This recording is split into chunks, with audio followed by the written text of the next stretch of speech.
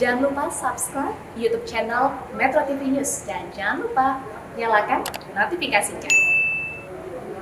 Pemirsa, pemerintah Arab Saudi mengizinkan warga Indonesia untuk melaksanakan umroh mulai hari ini 1 Desember 2021. Meski begitu, Arab Saudi hanya mengakui sejumlah vaksin sebagai syarat pelaksanaan ibadah umroh. Informasi selengkapnya kita bergabung dengan rekan Nisrina Kirana langsung dari Bandara Soekarno-Hatta.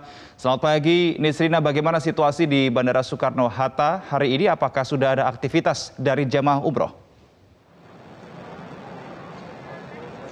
Redo dan pemirsa, selamat pagi. Untuk pagi hari ini, berdasarkan pantauan kami di Bandara Internasional Soekarno-Hatta, tepatnya di Terminal 3 Keberangkatan Internasional, belum nampak adanya aktivitas daripada jamaah umroh yang hendak berangkat menuju Jeddah, Arab Saudi untuk melaksanakan ibadah umroh. Begitupun kalau kita lihat di papan informasi jadwal keberangkatan pesawat internasional, pada hari ini belum nampak adanya jadwal keberangkatan pesawat menuju ke Arab Saudi. Namun tadi berdasarkan keterangan dari pihak otoritas bandara, nanti malam kemungkinan akan ada jadwal keberangkatan menuju Arab Saudi sekitar pukul 19 waktu Indonesia Barat. Namun belum dapat dipastikan apakah pesawat tersebut ini akan mengangkut penumpang ataukah tidak.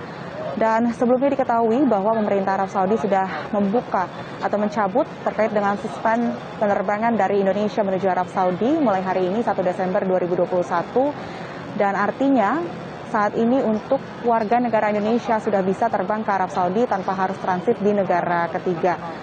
Meskipun demikian bukan berarti untuk pelaksanaan ibadah umroh ini bisa langsung dilaksanakan pada hari ini tanggal 1 Desember 2021 karena harus ada sejumlah proses yang harus diurus mulai dari pendataan jamaah, kemudian pengurusan terkait dengan paket layanan sampai dengan pengurusan visa.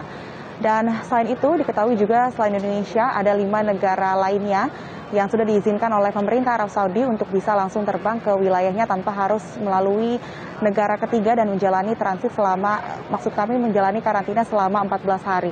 Di antaranya ini ada Pakistan, kemudian India, Brazil, Mesir, dan juga Vietnam. Dan keputusan tersebut diambil oleh pemerintah Arab Saudi karena setelah mencermati terkait dengan penanganan pandemi COVID-19 di 6 negara tersebut.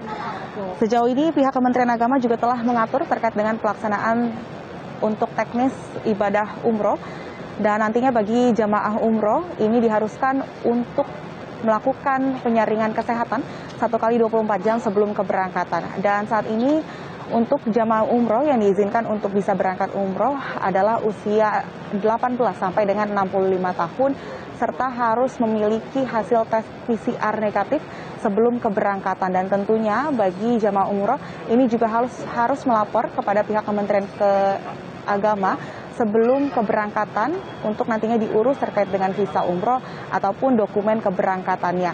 Dan nantinya untuk keberangkatan umroh akan menggunakan satu pesawat penuh yang hanya diisi oleh jamaah umroh tanpa dicampur dengan penumpang, maksud kami dengan tujuannya lainnya.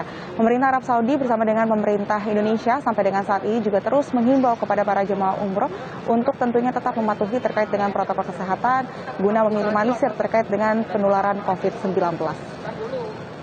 Reno. Baik, berarti sudah ada lampu hijau untuk jamaah dari warga negara Indonesia untuk melakukan ibadah umroh. Ini berarti sesuai dengan statement Menak kemarin tanggal 30 November saat rapat kerja dengan Komisi 8 DPR RI. Kemudian Nisrina, bagaimana ketentuan khusus untuk vaksin pelaksanaan umroh sendiri? Reno, terkait dengan ketentuan khusus untuk vaksin bagi para jamaah umroh, ini kita harus mengingat bahwa sampai dengan saat ini Arab Saudi ini baru mengizinkan sejumlah jenis vaksin yang diakui oleh pihak pemerintah Arab Saudi terkait dengan pelaksanaan ibadah umroh. Sehingga sejauh ini baru jamaah umroh yang sudah divaksinasi dosis lengkap menggunakan vaksin AstraZeneca, kemudian Pfizer, Moderna ataupun Johnson & Johnson yang bisa langsung melaksanakan ibadah umroh tanpa harus menjalani karantina. Sementara bagi jamaah umroh yang sudah divaksinasi COVID-19 dosis lengkap menggunakan vaksin yang diakui oleh WHO seperti Sinovac ataupun Sinopharm, ini harus menjalani karantina mandiri terlebih dahulu selama 3 hari setelah tiba di Arab Saudi, dan setelah itu juga harus melaksanakan tes PCR setelah 48 jam melaksanakan karantina. Apabila hasilnya negatif, maka kemudian akan baru diizinkan untuk melaksanakan ibadah umroh. Dan sebetulnya Arab Saudi ini membolehkan untuk para jamaah umroh yang sudah divaksin dosis lengkap Sinopharm ataupun Sinovac, namun dengan catatan sudah mendapatkan vaksinasi penguat atau booster menggunakan 4 jenis vaksin yang sudah diakui oleh pihak pemerintah Arab Saudi. Dan selain itu, sampai dengan saat ini, pihak Kementerian Agama juga terus berkoordinasi dengan pihak Kementerian Kesehatan dan juga Satgas Penanganan COVID-19 untuk memantau terkait dengan pelaksanaan vaksinasi COVID-19 di Indonesia. Dan untuk terkait dengan pelaksanaan ibadah umroh tahap awal ini akan dilakukan secara terpusat, yang mana keberangkatan untuk ibadah umroh ini akan dilakukan satu pintu melalui Bandara Internasional Soekarno-Hatta, dan terkait dengan penyaringan tes kesehatannya ini juga akan dilakukan satu tempat di Asrama Haji Pondok Gede, Jakarta. Nantinya apabila sudah ada evaluasi terkait dengan pelaksanaan ibadah umroh tahap awal dan dinyatakan berjalan dengan baik oleh pihak pemerintah Arab Saudi, maka untuk pelaksanaan ibadah umroh baru akan bisa dilakukan di berbagai embarkasi. Sementara demikian, Reno. Baik, terima kasih rekan Nesrina Kirana atas laporannya langsung dari Bandara Soekarno-Hatta. Tetap jaga kesehatan.